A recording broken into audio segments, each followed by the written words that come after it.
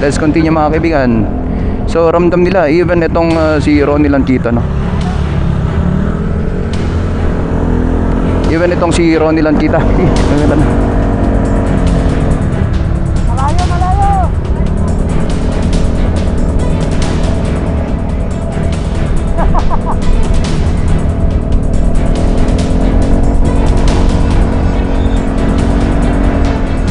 Ito medyo madulas to.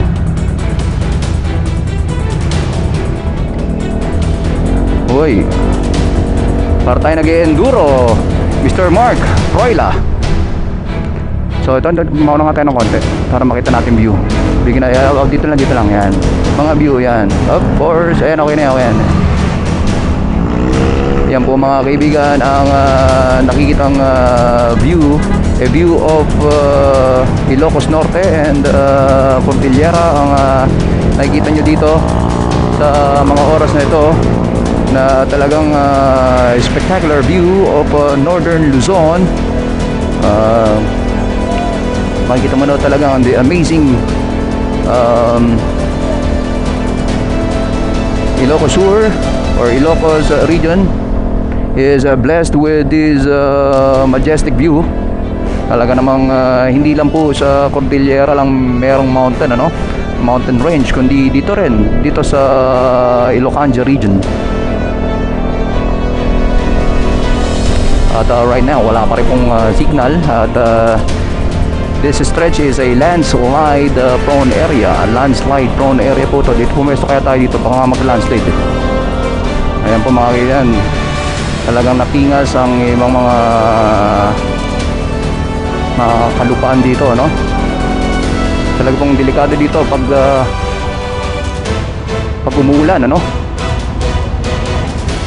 Hindi na okay na dyan, dyan. Oo.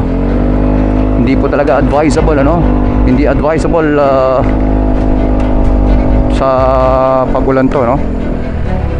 Itong lugar na to.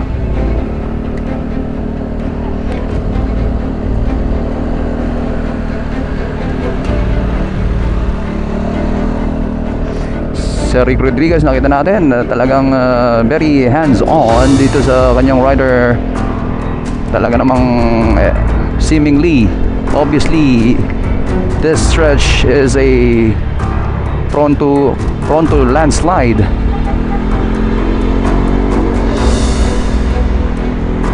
Ang dami natin nakita mga falling rocks, ano, and scattered rocks dito sa particular stretch na to. Ayan, nakita mo, nagkalat ang mga falling rocks.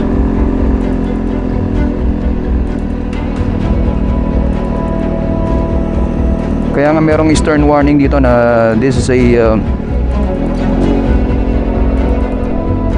prone to landslide ito. Prone to landslide itong particular stretch na to. Pinipilit ipagtalunan, ano? Talunin itong si at lumayo dito kay pinaka-bubble gum niya na si Ronnie Lankita. It's like a bubble gum on his foot itong si Ronnie Lankita ngayon. At tayo rin pumalit ni Ronnie Lankita kay John Patrick Pagtalonan as we observe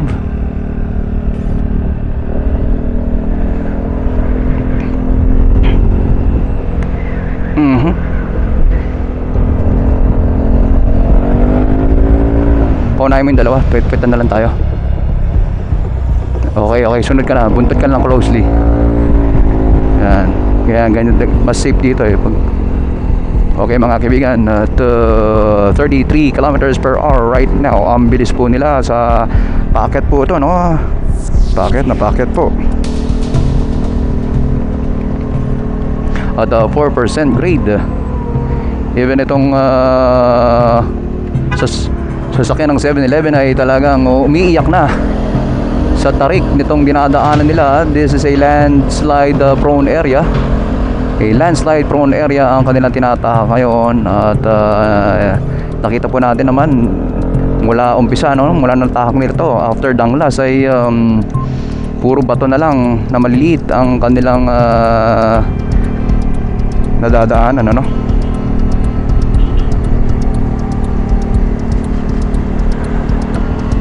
Anong particular ano to? Barangay? Or Hindi ko nga alam dito. Abra pa rin, no? Kahit pa rin ng Abra to. So they're still in Abra province, mga kaibigan. Abra province pa rin to. A sight to behold, itong particular portion of this race course. Ano, ang ganda ng mga view. At nakita natin si Tommy Datang, Si Tommy Datang, mga kaibigan, ang nandito nakahinto, ay participant of amateur category ng pag-single Bulagaw 360 Tri-Boundary Challenge na ito. At dito mukhang may feeding zone. Dito po, mga kaibigan, may feeding zone, pero inisnab lang po ng dalawang race leader na to. We have no time. We're still kumbaga abundant pa rin daw sila ng refreshment, ano? At John Patrick mukhang si John Patrick mukhang pinaglalaylo ng kanyang team na